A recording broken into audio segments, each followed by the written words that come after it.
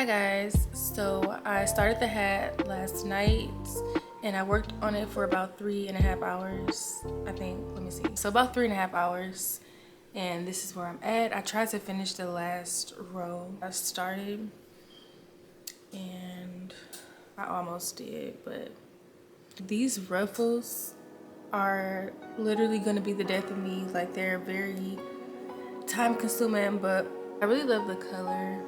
I think it's gonna be super cute.